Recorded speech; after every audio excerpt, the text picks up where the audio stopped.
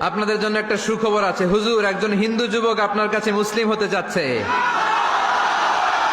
মাশাআল্লাহ, মাশাআল্লাহ। বসেন, বসেন।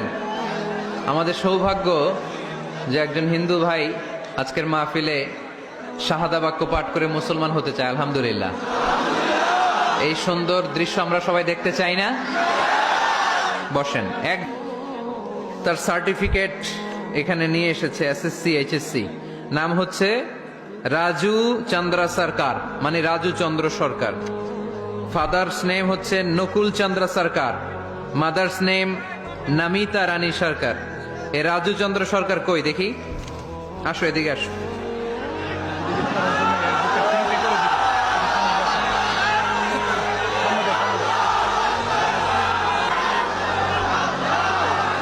মাশাআল্লাহ, মাশাআল্লাহ।